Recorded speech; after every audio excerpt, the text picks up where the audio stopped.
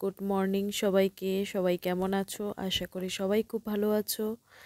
আজকে আমি চলে এসেছি নতুন একটি রেসিপি নিয়ে, আর এটা হলো নিরামিষ একদম রান্না। আর আমি মুগ ডালটাকে ভালো করে ভেজে নিচ্ছি। ভাজার পর আমি এটাকে সেদ্ধ করব।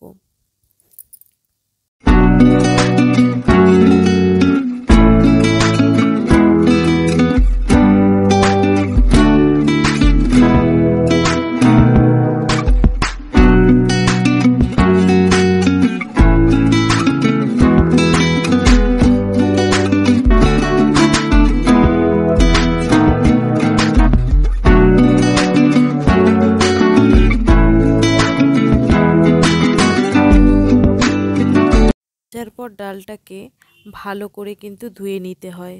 অনেকে আবার যেমন ভেজেই জল দিয়ে দেয়, কিন্তু সেটা করা যাবে না, কারণ ডালের মধ্যে অনেক নোংরা থাকে। আর আমি ডালটা সেদ্ধ বসিয়ে দিয়েছি, আর সেদ্ধর সময় যদি একটু নুন দেওয়া হয় তাহলে কিন্তু খুব ভালো সেদ্ধ হয়। আজকে আমি রান্না করব মোচা দিয়ে ডাল, আর তার সাথে থাকবে বড়াও। আমি মোচাটাকে ভালো করে ছাড়িয়ে নেব। দেখো মোচাটা কিন্তু খুব সুন্দর। কালকে আমি বাজারে গিয়ে মোচা নিয়ে এসেছি। মোচা ছাড়াতে হয়তো একটু টাইম লাগে, কিন্তু আমার মোচা ছাড়াতে ভীষণ ভালো লাগে। বাজারে তো কেনাটাও পাওয়া যায়, কিন্তু আমি কাটা কেনাটা আমি নিই না, কারণ আমার এইভাবে ঘরের মধ্যেই ছাড়াতে বেশি ভালো লাগে। আর মোচাটা এত সুন্দর। অনেক মোচা আছে তেতো তেতো করে, কিন্তু এই মোচাটা একদমই মিষ্টি মোচা যাকে বলে, খুবই ভালো মোচাটা। মোচাটাকে অনেক সময় কি হয়, অনেকে যেমন ওই শক্ত অংশটাকে বাদ দিয়ে দেয়, কিন্তু তা করা যাবে না। পুরো অংশটাই নিতে হবে, যেহেতু অনেক কষ্ট করে কিনে আনা। তাই কি করতে হবে, প্রথমে যে মোটা যে একটা ডালের মতন থাকে সেটাকে, মাঝখানের ওই ডান্ডাটাকে ফেলে দিতে হবে, আর সবটাই খাওয়া যাবে। তো আমি মোচাটা ছাড়িয়ে নিই ততক্ষণে।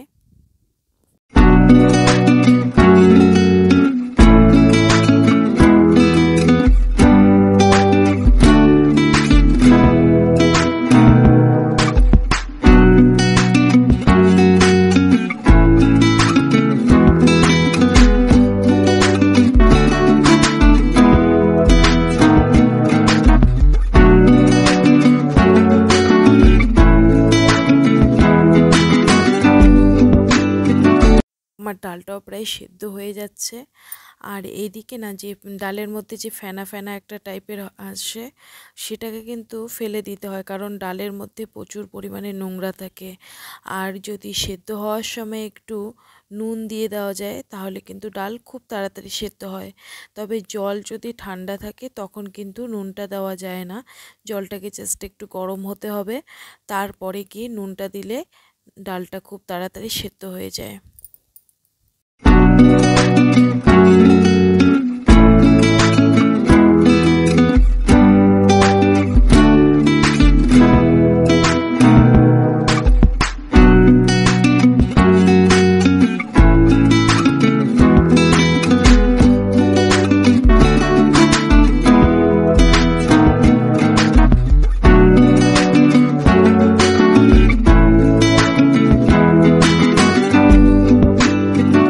এটাকে খুব সুন্দরভাবে কেটে নিচ্ছি।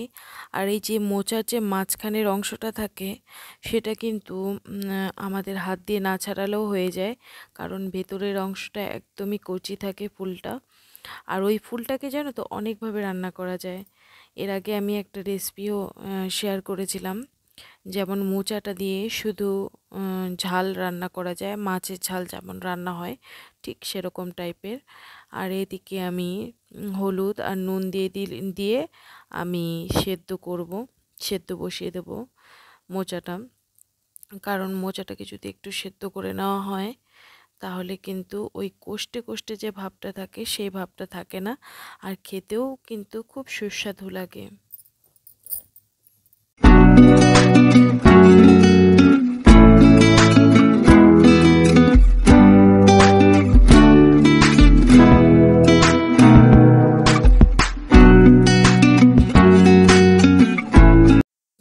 ভালোভাবে আমি সেদ্ধ করে নিয়েছি সবকটা মোচা। আর এদিকে আমি আদা কুচি, লঙ্কা কুচি, টমেটো কুচি আর ধনেপাতা কুচি নিয়েছি।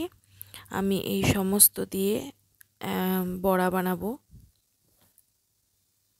এটা কিন্তু আমি আগেই সেদ্ধ করে নিয়েছি।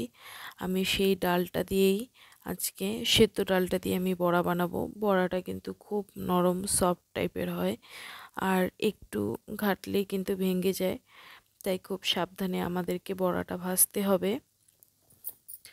আমি মোচা নিয়ে নিলাম, মোচা দিয়ে বড়াটা বানাবো।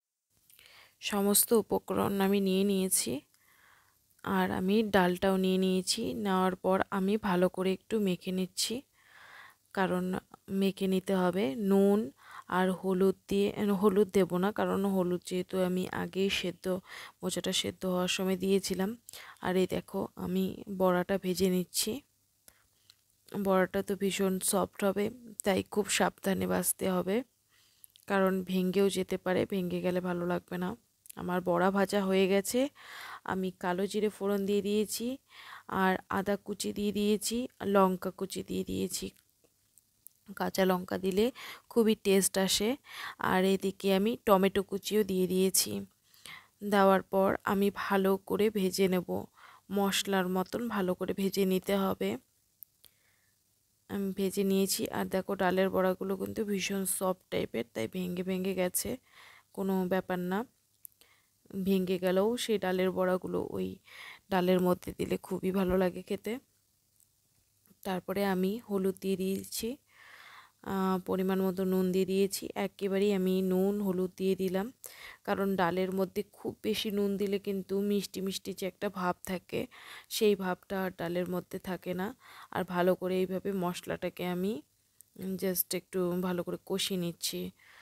দেখো আমার মশলাটা ভালো করে কষানো হয়ে গেছে, আর আমি সেদ্ধ ডালটুকু দিয়ে দিয়েছি। এদিকে সেদ্ধ মোচাটুকু দিয়ে দিয়েছি।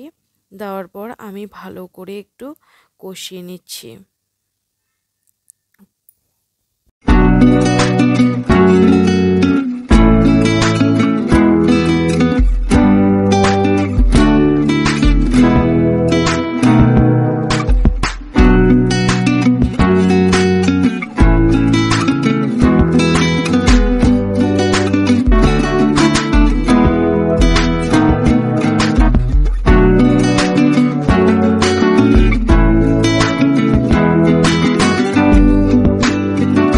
তারপর আমি গরম জল এক সাইডে বসিয়ে দিয়েছিলাম, আর গরম জল ভালো করে কষিয়ে নিয়ে আমি তরকারির মধ্যে দিয়ে দিলাম, ডালের মধ্যে দিয়ে দিলাম।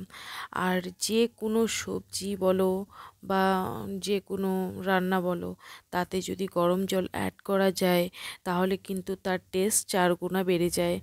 এদিকে আমার ডালটা হয়ে গেছে, আমি অনেকক্ষণ ধরে ভালো করে কষিয়ে নিয়েছি, খুব বেশি জল দিইনি আমি। আর এদিকে ডালটা হয়ে গেলে আমি বড়াগুলো আস্তে আস্তে ছেড়ে দিচ্ছি। এরপর আমার কিন্তু ডাল হয়ে গেছে, আর আমি কষাবো না, ডালটাকে জাস্ট আমি নামিয়ে নেব। এইভাবে বাড়িতে কোনো দিন রান্না করে খাবেন, দেখবেন খুবই ভালো লাগে। আর আমার ভিডিও যদি ভালো লেগে থাকে, লাইক সাবস্ক্রাইব অবশ্যই করবেন। আর নতুন নতুন ভিডিও নিয়ে আসার জন্য কমেন্টে অবশ্যই জানাবেন, আমি তাহলে উৎসাহ পাবো আবার নতুন নতুন ভিডিও নিয়ে আসার জন্য। থ্যাংক ইউ ফ্রেন্ডরা, ভালো থাকবে সবাই।